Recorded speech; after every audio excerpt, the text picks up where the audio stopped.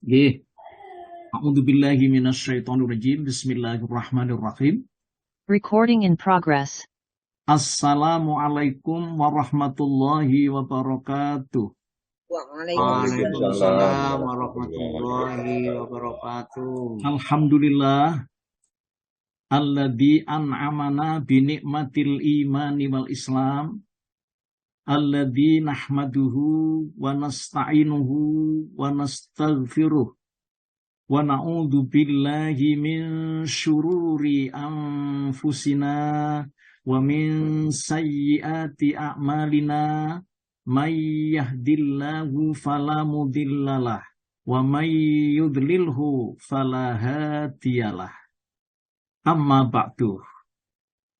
Yang sangat kami muliakan Bapak Dr. Andes Sadi Soekardi ya sebagai pembina, kemudian yang sangat kami muliakan guru-guru kita yang ikut menyampaikan kajian ada di pagi ba'da subuh ya di Zoom online Asyifa rahimakumullah.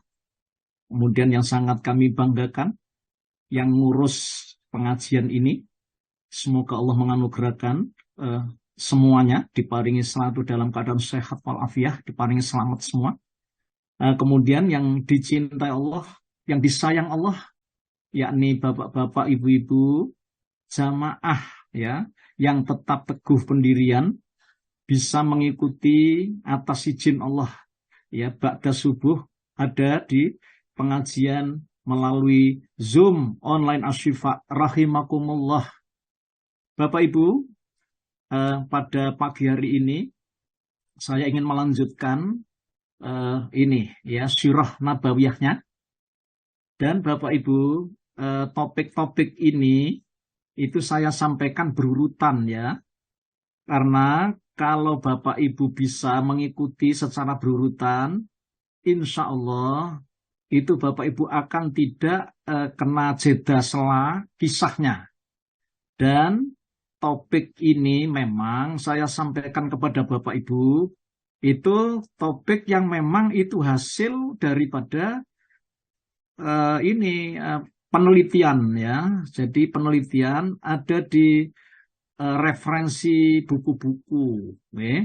Jadi oleh karena itu urutan ini adalah urutan yang disesuaikan dengan yang ada di sejarah sirah nabawiyah. Baik itu ada di Ibnu Ishaq, Ibnu Hisham ya, dan lain-lain seperti ini. Kemudian juga di Rahiqul Maktum ya, itu Sofiat Asfuri itu. Nah, oleh karena itu mari kita ikuti pada pagi hari ini itu saya ingin membahas mengenai latar belakang dan apa yang terjadi setelah tersingkapnya peristiwa Baiat Aqobah pertama dan kedua. Ini nih topik yang kami pakai, yang kami buat. Tetapi sebenarnya itu masih ada rentetan dengan topik sebelumnya. Kalau topik sebelumnya itu Bapak Ibu masih ingat ya, mengambil pelajaran ketahanan emosi Nabi Muhammad SAW terhadap penawaran malaikat ya untuk mengangkat dua gunung ya ditimpakan kepada suku Bani Thaif pada waktu itu. Nah, Bapak Ibu yang dimuliakan Allah Subhanahu wa taala, Nabi Muhammad ya sejak diutus menjadi nabi dan rasul ada di Mekah ya, periode Mekah ini rupanya sangat berat Bapak Ibu, karena berdasarkan para ulama sejarah bahwa Rasulullah ini ingin berusaha ya untuk pertama mengajari mereka tentang masalah keyakinan, masalah akidah, di mana ya termasuk masyarakat Mekah ini khususnya itu rupanya sudah mendarah daging ya mengenai masalah menyembah Tuhan selain Allah, yaitu mengkultuskan ya benda-benda ya termasuk mengukir patung-patung ya. Kemudian juga Bapak Ibu ada istilah di situ sesaji-sesaji. Bahkan kalau disebut di dalam sejarah yang sudah terang bahwa Ka'bah itu ya walaupun itu sudah berdiri sejak mulai sebelum Nabi Muhammad diutus menjadi nabi, akan tetapi di sekitar keliling Ka'bah itu dipenuhi dengan patung-patung, bahkan sampai 360 patung berjejer di situ. Subhanallah. Ada istilah di sana namanya patung Lata, patung Uzza, patung Manat, dan lain-lain. Bapak Ibu, kondisi masyarakat Mekah seperti ini, itu rupanya sudah sangat sulit bagi Nabi Muhammad SAW untuk merubah kesadarannya, merubah pola pikirnya dan perbuatannya itu untuk menyembah Allah yang Esa itu. Lah, Bapak Ibu, Rasulullah rupanya dengan para pengikutnya ini tidak henti-hentinya, Bapak Ibu. Ya, itu dikecoh, diejek, dihinakan, ya, dan lain-lain. Masya Allah. Bahkan sampai para pengikut Nabi Muhammad SAW ini, itu dibunuh, Masya Allah. Diseret tubuhnya, dijambak rambutnya, ditindih batu, dan lain-lain. Masya Allah. Oleh karena itu, alhamdulillah, sampai hari ini kita ini hidup, dan Al-Quran itu masih ada di tangan kita. Subhanallah. Kalau bukan karena rahmat dari Allah, Bapak Ibu, maka Quran itu sudah tidak sampai hari ini. Gitu. Ya, ada di tangan kita. Rasulullah sudah ditangkap. Seperti halnya Nabi Isa. Digerebek rumahnya. Lalu beramai-ramai maunya dia ingin juga menangkap Isa. Bahkan mau membunuh Isa itu. Tetapi Allah menyatakan bahwa yang disalib, ya, yang dipaku di tiang salib itu bukan Isa, ya, tetapi orang yang wajah dan postur tubuhnya mirip dengan Isa. Bapak Ibu bayangkan, begitu, ya, jerih payah, bahkan pemboikotan, ya, itu baru berhenti setelah beberapa pemuka Quraisy itu menyadari bahwa apa yang mereka lakukan sungguh suatu tindakan yang tidak berperi kemanusiaan. Setelah embargo pemboikotan ini, Bapak Ibu, dihentikan. Bani Hasyim dan Bani Abdul Muthalib seakan dapat bernafas kembali. Masya Allah. Dan pulang ke rumah masing-masing. Namun tidak lama kemudian, Abu Thalib pamannya yang merupakan pelindung utamanya wafat, Bapak Ibu. Itu kemarin sudah saya sampaikan. Jadi wafat. Dan menurut ulama sejarah, usianya Abu Thalib itu mencapai 87 tahun. Ditambah lagi 3 hari setelah itu, istri Rasulullah Muhammad SAW yang bernama Siti Khadijah wafat juga. Bapak Ibu, kedua musibah ini terjadi pada tahun ke-10 kenabian. Jadi 10 kenabian. Sejak mulai Nabi Muhammad diangkat jadi nabi, 10 tahun kemudian. Paman paman yang merupakan pelindung utama ini juga istri Rasulullah Khadijah yang juga merupakan orang yang luar biasa jasanya, ya, kepada Nabi kita Muhammad dalam berdakwah ini, Bapak Ibu. Oleh karena itu kedua musibah ini terjadi pada tahun ke-10 kenabian itu. Maka ulama sejarah, ya, menyebut tahun itu bagi Nabi adalah tahun duka cita, Amul Huzni, yang kemarin sudah saya sampaikan kepada panjenengan. Ya, kaum kafir Quraisy itu tidak segan lagi melampiaskan nafsu amarahnya, ya, terhadap Rasulullah Muhammad ini. Oleh karena itu melihat reaksi penduduk Mekah demikian rupa, terbetik dari dalam pikiran Nabi untuk tetap berinisiatif, Bapak Ibu. Tetap Rasulullah itu tidak patah semangat. Rasulullah tetap menyebarkan, ya, ajaran agama Islam ini keluar kota. Jadi tidak cuma hanya di Mekah, tapi keluar kota. Maka pergilah Rasulullah ke Taif pada waktu itu, yang kemarin sudah saya sampaikan. Dengan mengharap setitik harapan, ya, mereka kiranya berkenan menerima dakwah Nabi ini. Atau sekurang-kurangnya, Bapak Ibu, mereka mau melindungi, ya, mengulurkan pertolongan dalam menghadapi kaum beliau, sebab beliau seakan tidak lagi melihat seorang yang bisa memberi perlindungan pertolongan ini. Karena apa? Pamannya sudah wafat, istrinya juga wafat, Bapak Ibu. Akan tetapi, bagaimana apa yang terjadi setelah Rasulullah itu sampai di Taif. Jadi Taif itu jaraknya sekitar 97 kilo. Ya, 97 kilo. Justru Nabi Muhammad mendapatkan ejekan, disorai, dilempari batu, bahkan sekujur tubuh beliau mengalami luka-luka, Bapak Ibu. Untuk menghibur Nabi yang sedang ditimpa duka ini, pada tahun ke-10 kenabian ini, Bapak Ibu, dalam sejarah, Allah mengisrakan Nabi Muhammad, memi'rajkan Nabi Rasulullah. Nah, ini dalam rangka menghibur Nabi Muhammad menurut ulama sejarah. Imam Ibnu Qayyim ya itu menyampaikan esok hari tatkala Rasulullah itu berada di tengah kaumnya, beliau mengabarkan apa yang diperlihatkan Allah tadi. Ya, hasil Isra Mi'raj itu loh Bapak Ibu, ya. Berupa tanda-tanda kekuasaannya itu. Jadi Rasulullah menginformasikan, ya. Namun bagaimana? Berita tentang Isra dan Mi'raj Nabi ini justru membuat masyarakat Mekah menjadi gaduh. Dan mereka rupanya merasa terusik. Subhanallah.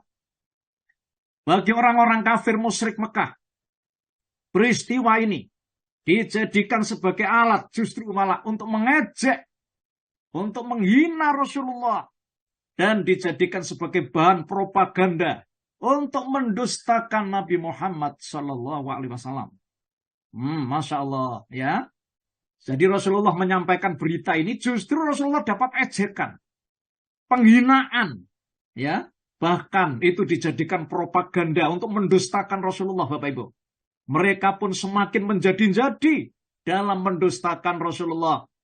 Mereka juga mengejek beliau. Sedangkan bagi orang-orang yang beriman, peristiwa ini itu merupakan penguat daripada keimanan beliau, keimanan mereka.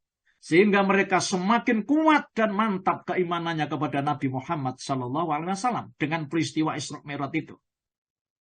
Bapak Ibu yang dimuliakan Allah Subhanahu wa Ta'ala. Setelah terjadinya peristiwa yang menakjubkan ini, maksudnya Isra Mi'raj ini, muncullah perkembangan besar. Nah, ini bagi kemajuan dakwah Islam, bagi kemajuan dakwah Rasulullah Muhammad SAW. Sebelum Rasulullah ini hijrah ke Yasrib. Nah, Yasrib itu Madinah. Jadi sebelum Nabi Muhammad hijrah ya. Bapak Ibu, menurut ulama sejarah, pada bulan Dzulqa'dah. Nah, Dzulqa'dah ini ya. Dzulqa'dah itu Selo atau orang Jawa, ya. Tahun ke-10 dari kenabian. Menurut ulama sejarah, tepatnya pada akhir bulan Juni. Akhir bulan Juni. Atau awal bulan Juli. Tahun 619 Masehi. 619. Ya. Rasulullah SAW memulai langkah baru untuk menawarkan agama Islam ini kepada berbagai kabilah. Maksudnya Bapak Ibu. Jadi ini rupanya Rasulullah itu tidak kehilangan akal ya. Masih tetap terus menerapkan dakwah ini. Walaupun Masya Allah dengan berbagai macam tantangan, pendustaan dan lain-lain. Bapak Ibu yang dimuliakan Allah, jadi untuk menawarkan Islam kepada berbagai kabilah dan secara individu juga. Pertimbangan lain karena musim haji itu sudah dekat, gitu. Dzulqa'dah itu kan setelah Dzulqa'dah kan Dzulhijjah Bapak Ibu. Ya sudah dekat kan musim haji. Maka beliau bergerak pikirannya untuk mempergunakan kesempatan ini sebaik-baiknya. Begitu menurut ulama sejarah. Ya, Ibnu Sa'ad di dalam Tobaqotnya berkata, pada setiap musim haji Rasulullah itu mendatangi dan mengikuti orang-orang yang sedang menunaikan haji. Itu sampai ke rumah-rumah mereka. Maksudnya ke ini tempat penginapan mereka. Dan juga di pasar-pasar, subhanallah. Jadi Rasulullah berjuangnya luar biasa, Bapak Ibu. Di sini ada disebut dalam sejarah, ada di pasar namanya Pasar Ukas, ada namanya Pasar Madinah, ada Pasar Dzulmajaz. Beliau mengajak mereka agar bersedia membelanya. sehingga ia dapat menyampaikan risalah Allah itu dengan imbalan surga bagi mereka. Tetapi Rasulullah Shallallahu Alaihi Wasallam tidak mendapatkan seorang pun yang membelanya, Bapak Ibu. Setiap kali Rasulullah itu berseru kepada mereka, wahai manusia, kata Rasulullah, ucapkanlah kalimat la ilaha illallah. Niscaya kalian akan beruntung. Dengan kalimat ini, kalian akan menguasai bangsa Arab. Dengan kalimat ini orang-orang ajam. Jika kalian beriman, maka kalian akan menjadi raja di surga nanti. Rasulullah tetap terus berdakwah, tidak henti-hentinya, tidak patah semangat. Beliau mendatangi setiap kabilah, Bapak Ibu, untuk menawarkan Islam ini dan menyeru mereka agar masuk Islam seperti yang sudah beliau lakukan sejak tahun-tahun sebelumnya. Bapak Ibu yang dimuliakan Allah, Imam Ibnu Syihab Az-Zuhri, itu salah satu seorang ulama ahli hadis itu terkenal, kelahiran Madinah ya, itu berkata, Imam Az-Zuhri ini, nama-nama kabilah yang didatangi Rasulullah, itu ditulis Bapak Ibu, yang diseru oleh Rasulullah agar supaya menerima Islam ini, diantaranya adalah Bani Amir bin So'so'ah, Bani Muharib bin Khosafah, Bani Fazarah, Bani Ghosan, banyak Bapak Ibu. Ya, Bani-Bani ini. Bani Murrah, Bani Hanifah, Bani Sulaim, ya. Bani Hadromi, dan lain-lain. Bapak Ibu, apa yang terjadi? Namun, pemuka-pemuka suku ini, tidak ada seorang pun di antara mereka yang memenuhi seruan beliau ini. Subhanallah. Saat itu ajakan beliau tidak diterima dengan beragam bentuk penolakan. Masya Allah. Mulai dari cara yang halus hingga cara yang kasar. Bahkan sesudahnya. Seluruh kabilah-kabilah itu justru turut menghina Nabi Muhammad SAW. Karena terpengaruh kaum Quraisy yang mengancam akan memusuhi siapapun yang membantunya. Bapak Ibu yang dimuliakan Allah. Begitu perjuangan Rasulullah. Subhanallah.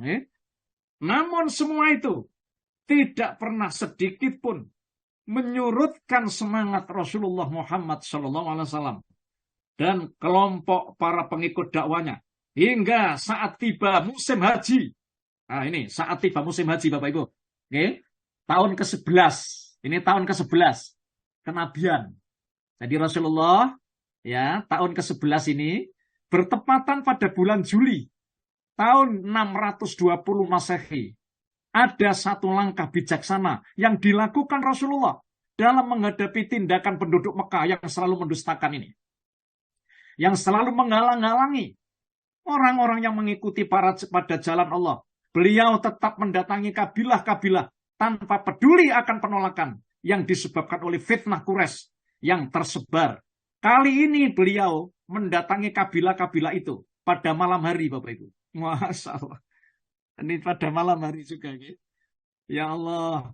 Sehingga tak seorang pun dari orang-orang musyrik Mekah itu yang mengetahui untuk menghalang-halanginya. Jadi Rasulullah itu pada malam hari.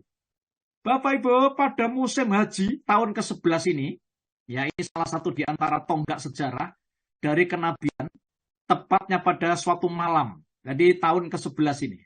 Rasulullah itu melewati sebuah bukit yang bernama Aqobah. Nah, mari kita telusuri. Yang posisi di wilayah Mina. Jadi Aqobah itu posisinya di wilayah Mina. Yang jaraknya kurang lebih 5 kilo Bapak Ibu dari Mekah.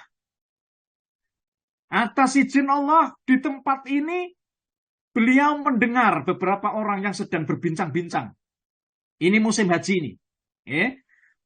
Maka beliau datang mendekati mereka. Ternyata ada 6 orang. Ini dari pemuka-pemuka. Ini pemuka-pemuka Yasrib, maksudnya dari Madinah. Ya, yang semuanya itu berasal dari suku Khazraj. Jadi sukunya suku Khazraj, Bapak Ibu. Ahli sejarah mencatat itu ada 6 orang. Rasulullah itu pada saat itu ketemu ada di Aqobah itu ada 6 orang. Yang ditulis oleh ulama sejarah, yang pertama adalah, ini saya kerpek, As'ad bin Zurarah dari Bani Khazraj. Auf bin Al-Haris bin Rifa'ah bin Arfa. Ya, ini dari Bani Najjar. Rafi' bin Malik bin Ajyan. Ini Ajyan. Dari Bani Zuraik. Ada Qutbah bin Amir bin Hadidah dari Bani Salamah. Ada lagi Bapak Ibu, Uqbah bin Amir bin Nabi dari Bani Ubaidah. Kemudian ada Jabir bin Abdullah ya dari Bani Ubaid al-Ghanim. Ini dicatat oleh ulama sejarah. Bapak Ibu, bertemunya mereka dengan Rasulullah ini membuat mereka tertarik pada ajaran Islam karena Rasulullah pada saat itu berbincang-bincang mengenai agama. Ya. Rasulullah membacakan Al-Qur'an gitu di hadapan mereka. Apalagi mereka sudah sering mendengar cerita-cerita. Ya, ketika ada di Madinah ini, ada di Yasrib itu, akan datangnya seorang nabi penutup yang disampaikan oleh kalangan orang-orang Yahudi yang ada di Madinah, Bapak Ibu, yang bertetangga di kampung halamannya. Bahwa ada seorang nabi yang diutus pada masa ini yang akan muncul dan mereka berkeyakinan akan mengikutinya. Kata mereka begitu, Bapak Ibu. Tanpa adanya keraguan, akhirnya mereka pun masuk Islam. Oh, jadi 6 orang ini tanpa adanya keraguan, mereka masuk Islam, Bapak Ibu. Pada saat itu posisinya ada di lembah namanya Aqobah ini, di Mina. Insya Allah bagi yang sudah tidak haji umroh, akan perso namanya Bukit Aqobah ini. Nah, ngerti nggih? Mereka berkata, kami tidak akan membiarkan kaum kami, ya Rasulullah, dan kaum lain terus bermusuhan, ya, dan berbuat jahat, saling menjahati. Teman mereka yang lain berkata, kami akan menawarkan agama Islam ini, ya Rasulullah, yang telah kami peluk ini. Bapak Ibu, sekembalinya ke Yasrib, jadi ke Madinah, mereka membawa risalah Islam ini dan menyebarnya, ya, menyebarkannya di sana. Sehingga tidak ada satu rumah pun di Madinah, melainkan sudah menyebut nama Rasul. Dan mereka kembali kepada kaumnya dengan penuh rasa percaya dan yakin. Bapak Ibu, nuwun sewu. Ini yang 6 sahabat, ini masih belum namanya perjanjian Aqobah, belum. Jadi ini pertama ini kan ada jamaah haji yang datang dari Yasrib, Madinah, lalu ketemu dengan Rasulullah ada di Bukit Aqobah ini. Ya, tapi ini belum diadakan perjanjian, Mas Yan. Mereka itu tertarik dengan apa yang disampaikan oleh Rasulullah. Dan karena mereka juga sudah mendapatkan kabar ya, ada di Madinah itu, ya, dari orang-orang Yahudi bahwa saat ini akan ada seorang nabi yang diutus. Makanya dia penasaran, Bapak Ibu. Ketika dia itu melaksanakan ibadah haji, padahal ini belum masuk Islam. Ya, saya ulang, belum masuk Islam. Tetapi mereka rupanya tertarik. Karena memang mereka rupanya mencari sosok seorang nabi ini yang dapat pemberitaan dari orang-orang Yahudi itu, Bapak Ibu. Bapak Ibu, setelah mereka kembali ke Yasrib, Madinah, mereka tuh menceritakan perihal keislaman mereka. Hingga nama Muhammad itu menjadi perbincangan hangat di Madinah. Sebagian dari mereka pun tertarik kepada Islam. Keadaan inilah yang membuat keinginan mereka itu bertemu dengan Rasulullah semakin kuat, Bapak Ibu. Nah, ngaten nggih. Maka pada musim haji tahun berikutnya, nah ini tahun berikutnya, tahun yang ke-12 dari kenabian. Para tokoh dari Madinah itu bersepakat untuk menuju Mekah lagi untuk melaksanakan ibadah haji. Juga ingin bertemu dengan Rasulullah, Bapak Ibu. Maka terjadilah momen penting ini, di mana pada suatu malam ini, di sela-sela musim haji, tahun yang ke-12 dari kenabian, ada 12 orang tokoh lagi, Bapak Ibu, dari Yasrib ini. Gelombang kedua. Tujuannya ingin bertemu dengan Rasulullah. Masya Allah. Ke-12 tokoh itu, ya, yang 5 itu kan sudah masuk Islam. Ya, kemudian kecuali ini, Jabir bin Abdullah itu tidak ikut, Bapak Ibu. Rasulullah telah menyaksikan mereka masuk Islam pada tahun kemarin. Sedang 7 orang lainnya adalah yang baru. Jadi 7 orang lainnya. Jadi 12, Bapak Ibu. 12 orang. Ini rupanya gelombang kedua. Mereka juga penasaran ya. Sangat kuat. Karena di Madinah sudah jadi perbincangan.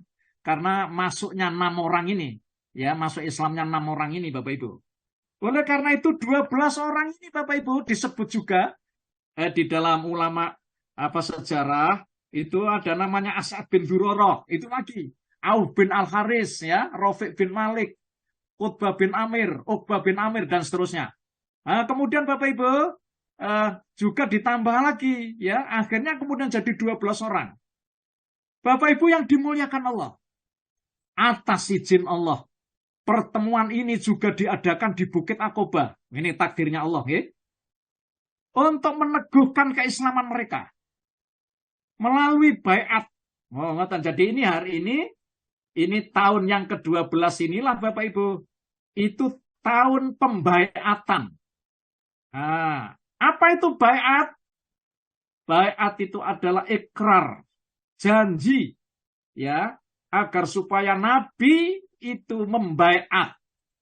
Nah, Bapak Ibu yang dimuliakan Allah, ya, maka baiat inilah terkenal dalam sejarah namanya baiat Aqobah pertama, yang merupakan baiat kerasulan. Ini pada waktu malam yang ada di Aqobah ini. Ya, jadi bukan baiat perang Bapak Ibu. Baiat pertama. Dan ini terjadi Bapak Ibu pada tahun yang ke-12 kenabian. Ngatan ya. Bertepatan dengan tahun 622 Masehi. Sedang isi perjanjian baiat pertama ini, Imam Al-Bukhari meriwayatkan ya dari sahabat Ubadah bin Samit bahwa Rasulullah bersabda, ini baiat pertama. Wahai saudaraku, kata Rasulullah, kemarilah dan berbaiatlah kalian kepadaku. Nah, ini janji setia Bapak Ibu, untuk tidak menyekutukan sesuatu apapun dengan Allah. Ini isi perjanjian yang pertama.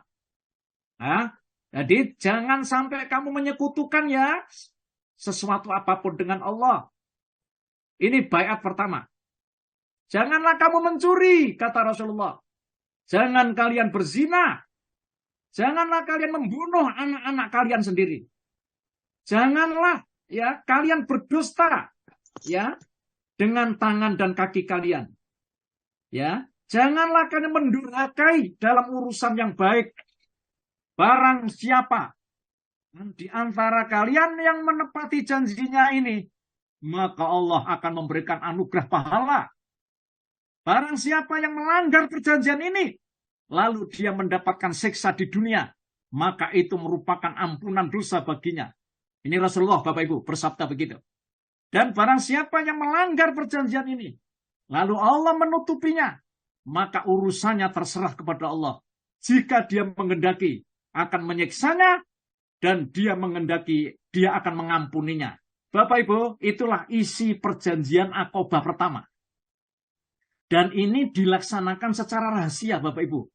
Pada waktu malam gelap gulita yang ada di Aqobah ini. Bapak Ibu yang dimuliakan Allah. Ya. Kemudian 12 orang ini mengatakan kepada Rasulullah, aku berbaiat ya kepada beliau untuk tidak menyekutukan Allah katanya dengan sesuatu apapun. Tidak mencuri, tidak berzina, tidak membunuh anak-anak kita sendiri. Ya, begitu. Isinya Bapak Ibu, tidak akan mendatangkan bukti palsu di antara dua tangan dan kakinya dan tidak akan mendurhakainya. Setelah baiat itu sudah terlaksana secara sempurna dan musim haji juga sudah selesai, nonton Bapak Ibu, ke-12 orang laki-laki ini kembali ke Madinah. Maka bersamaan dengan ini, Rasulullah mengirim duta Bapak Ibu. Ini ya. Yang pertama ke Yasrib. Jadi maksudnya itu mengiringi. Rasulullah mengutus seorang sahabat. Siapa sahabatnya itu? Yang mendampingi 12 orang ke Madinah ini. Dialah Mus'ab bin Umar Al-Abdari. Masya Allah. Kata Bapak Ibu ya. Nah, dia untuk mengajarkan syariat Islam dan pengetahuan agama kepada orang-orang muslim ada di Yasrib. Sekaligus menyebarkan Islam di antara penduduk yang masih musyrik itu. Masya Allah. Inilah sebabnya di kemudian hari Mus'ab bin Umar ini dikenal dengan sebutan mukri. Orang yang ahli mengajarkan Al-Quran. Bapak Ibu yang dimuliakan Allah. Masya Allah. Ya, Bapak Ibu, Mus'ab bin Umar ini salah seorang sahabat yang memiliki dedikasi tinggi ya terhadap agama Islam ini. Ia rela Bapak Ibu meninggalkan kehidupan remajanya. Jadi beliau itu masih remaja sebenarnya. Demi agama Islam. Sejak terjadinya perjanjian Baiat Aqobah pertama ini diikrarkan. Agama Islam Bapak Ibu rupanya ada titik-titik terang. Ngaten nggih? Ada titik-titik terang. Agama Islam rupanya sudah menyebar ya di Madinah yang jaraknya hampir 500 kilo itu.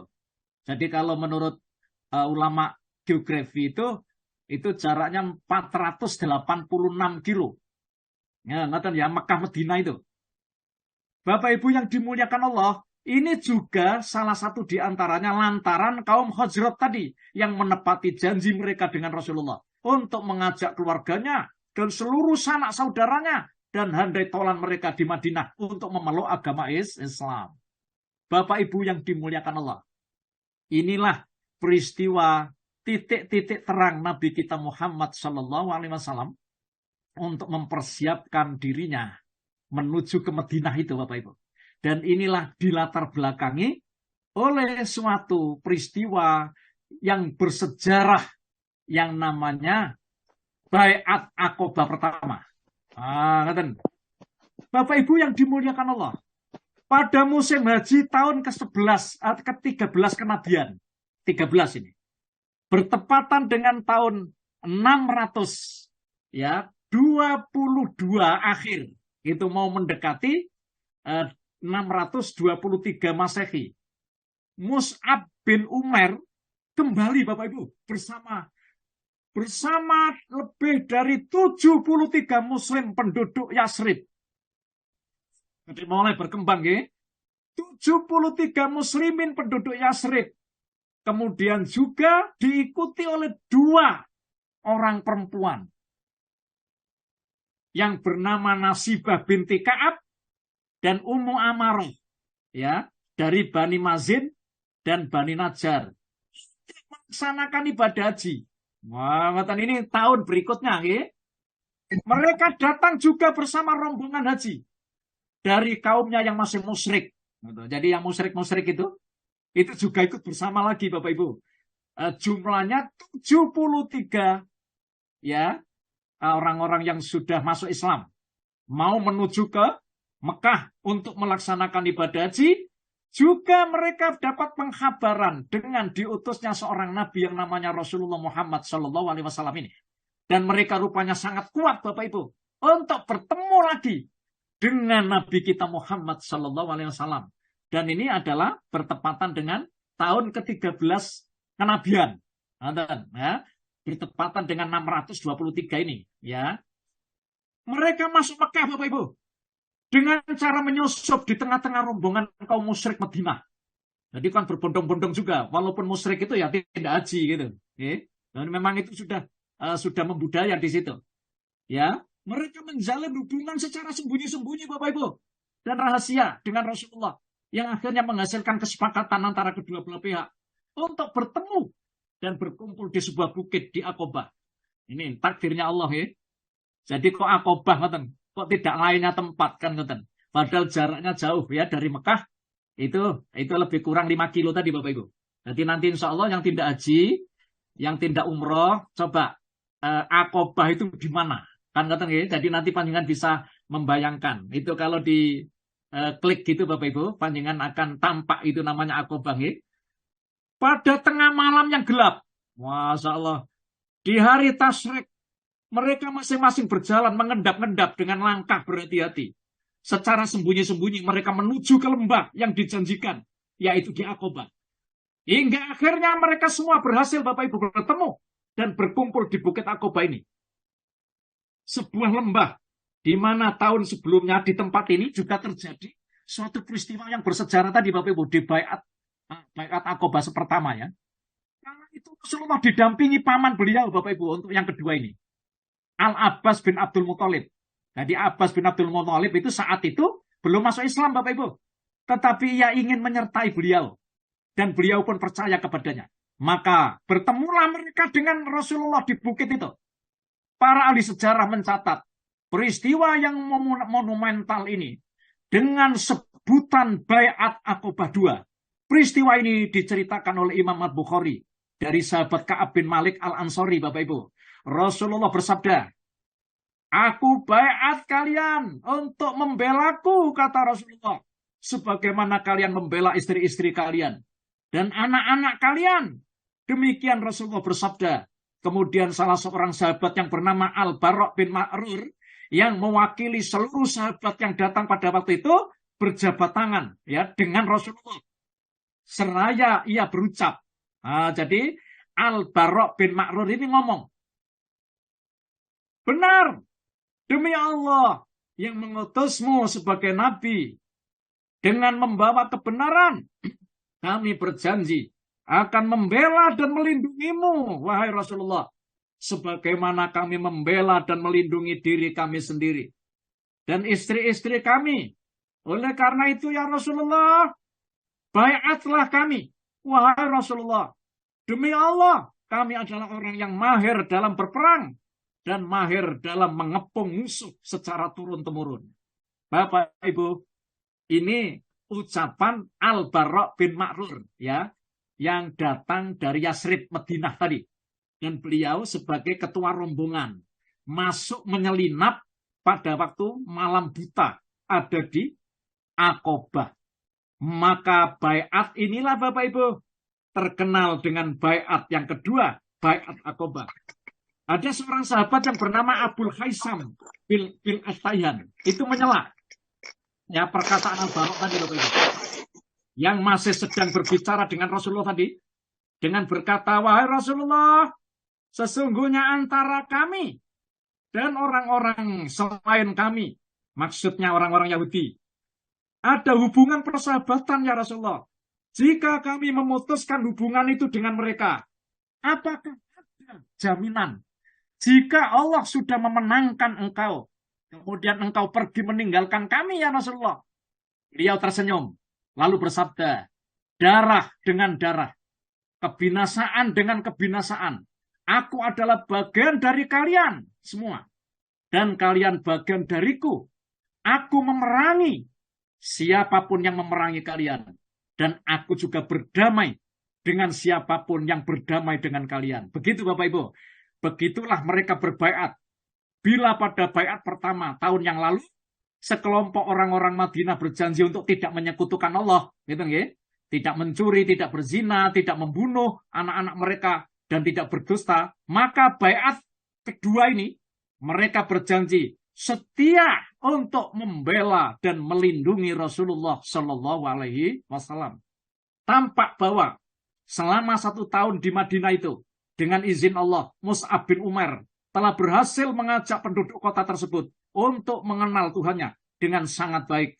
Begitu besar rasa cinta mereka padanya, hingga dengan sadar mereka mau berbaiat, membela dan mencintai Rasulullah, sebagaimana mereka membela diri dan anak-anak mereka sendiri. Bahkan mereka pun langsung menyatakan bersedia untuk mengangkat senjata dan menyerang, ya. Ini menyerang Mina saat itu juga, bila Rasulullah mengendaki. Namun Bapak Ibu, Rasulullah menjawab bahwa Allah belum memerintahkan untukku, kata Rasulullah. Setelah proses baiat sudah selesai, Rasulullah meminta penunjuk jalan. Nah, menunjuk ini 12 orang pemimpin agar menjadi pemuka bagi kaumnya masing-masing. Mereka inilah orang yang harus bertanggung jawab terhadap pelaksanaan isi baiat itu.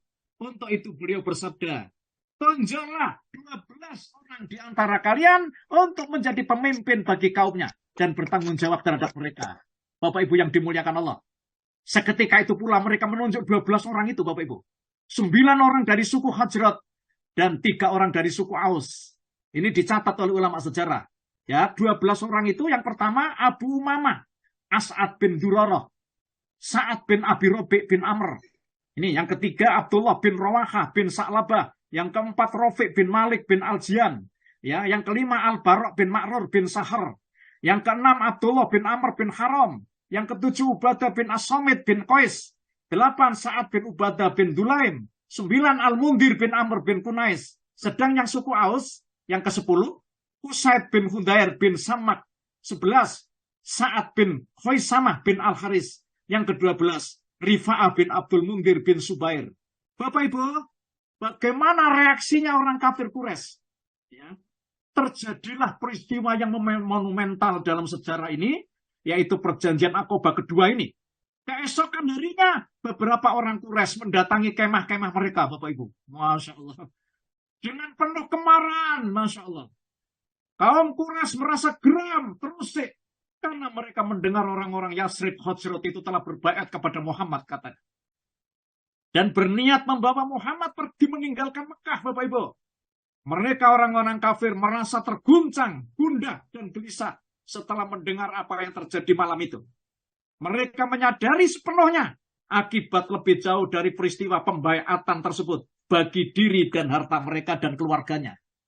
Bapak Ibu, di samping itu orang-orang musyrik Hajrat dari Yasrib, ini yang tadi berombongan melaksanakan haji tadi, ya, yang bersama orang-orang Muslim tadi, Bapak Ibu, ternyata tidak tahu menahu, Bapak Ibu, apa yang sebenarnya terjadi. Ngoten. Nah, padahal orang-orang kafir musyrik itu sudah mendengar itu ada pembaiatan itu. Tetapi orang-orang Hajrat, ya, yang musyrik tadi, yang ikut berhaji tadi bersama orang Muslim itu tidak tahu menahu. Karena pelaksanaan pembaiatan yang menggemparkan itu dilakukan secara sembunyi-sembunyi gitu, pada tengah malam buta. Maka mereka pun bersumpah, katanya. Ini orang-orang kafir musyrik tadi yang melaksanakan haji tadi. Demi Allah. Dan mereka berkata, itu semua. Itu sama sekali tidak terjadi. Dan kami pun tidak mengetahui, katanya. Akhirnya para utusan mereka itu menemui Abdullah bin Ubay bin Salul. Nah ini, Ubay bin Salul ini, Bapak Ibu, nanti akan jadi orang munafik karena dia pura-pura masuk Islam. Tapi dia itu masih musyrik, Bapak Ibu. Ya, ikut rombongan menjadi koordinator melaksanakan ibadah haji. Setelah diberitahu, Abdullah bin Ubay bin Salul ini berkata, ini bohong. Karena mereka nggak tahu. Ini tidak mungkin, katanya. Kaumku tidak mungkin berani bertindak secara lancang melangkai diriku. Apapun yang dilakukan kaumku di Yasrib tentu akan meminta pendapatku, katanya Abdullah bin Ubay bin Salul ini. Ya. Sedangkan orang-orang sudah masuk Islam, yang masuk Islam ini, yang sudah ngerti, hanya bisa bersaling adu pandang dan saling diam membisu, Bapak Ibu.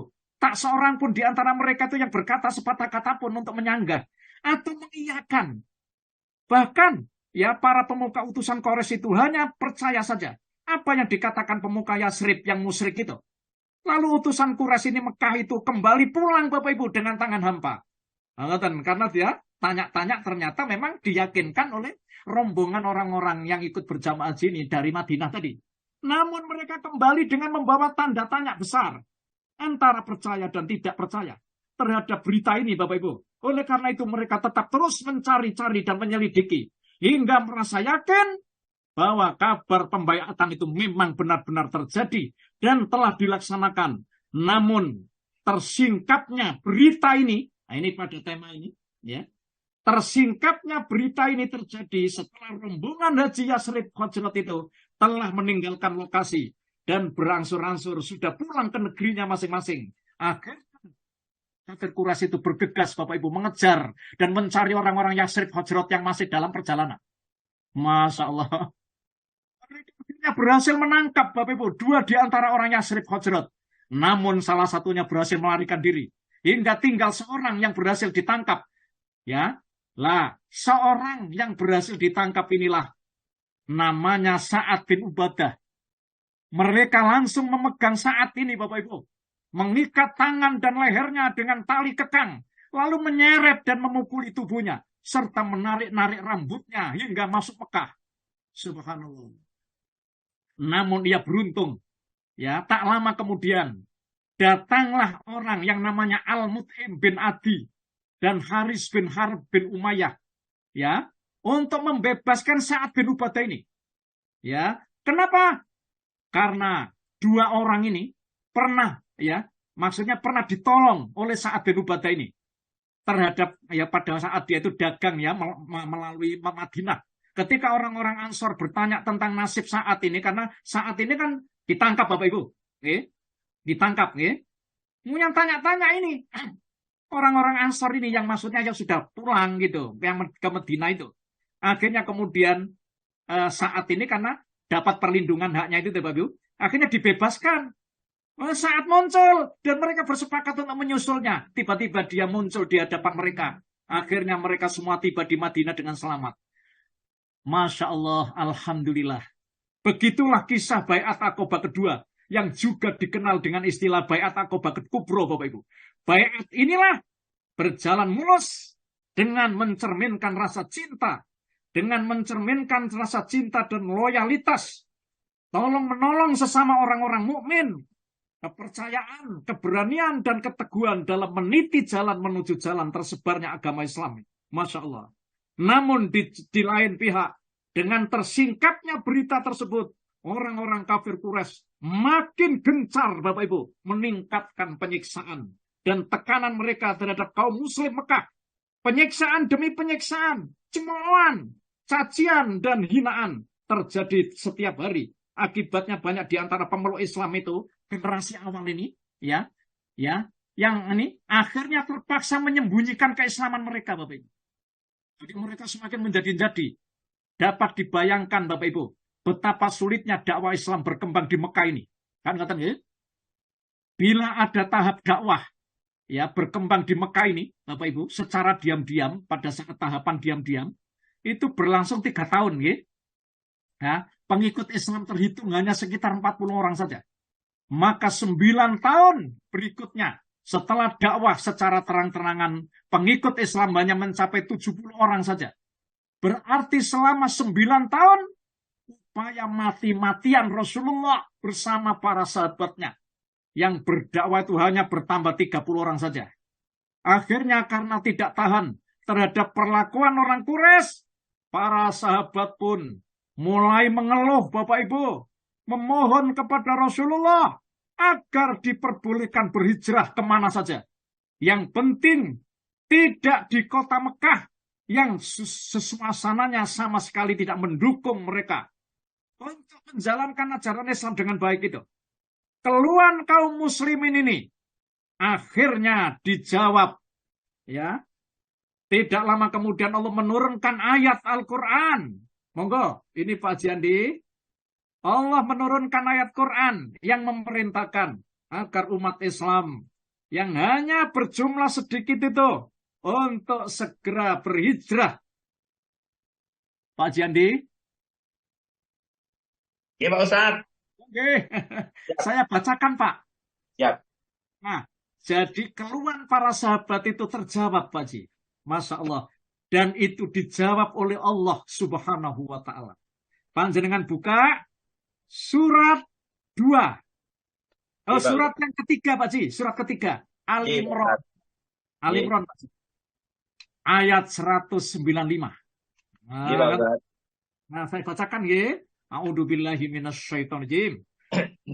Fastajaba lahum rabbuhum anni la udhi'u amala amilin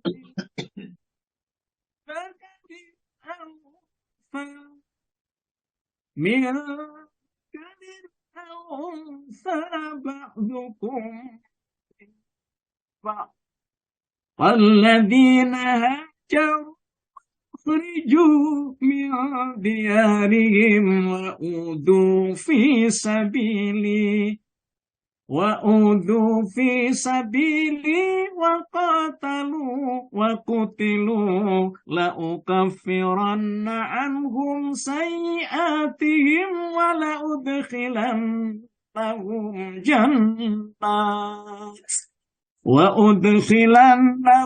جنات تجري من تحتها الأنهار ثوابا من عند الله والله عنده حسن الثواب.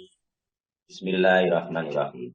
Maka Tuhan mereka memperkenankan permohonannya dengan berfirman, sesungguhnya aku tidak menyia-nyiakan amal orang yang beramal di antara kamu, baik laki-laki maupun perempuan, karena sebagian kamu adalah keturunan dari sebagian yang lain.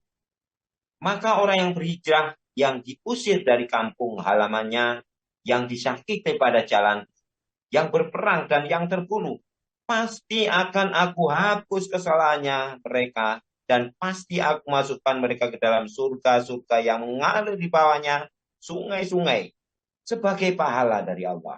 Dan di sisi Allah ada pahala yang Masya Allah. Bapak Ibu, pengaduan dan permintaan izin ini dijawab oleh Rasulullah, Bapak Ibu.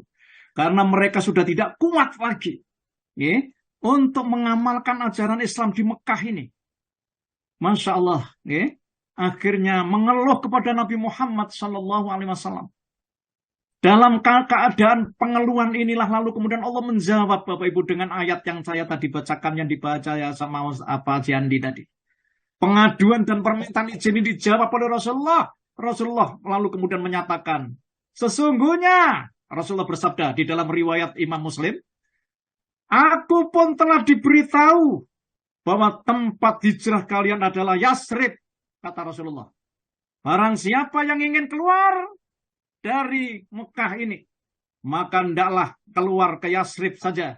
Demikian Rasulullah menanggapi permohonan para sahabat. Para sahabat pun kemudian segera berkemas, Bapak Ibu. Masya Allah. Maka para sahabat pun bersiap-siap mengemas semua keperluan perjalanan. Kemudian berangkat ke Madinah. Secara sembunyi-sembunyi. Ini sahabat dulu, Bapak Ibu. Sahabat yang pertama kali sampai di Madinah adalah Abu Salamah bin Abdul Asad.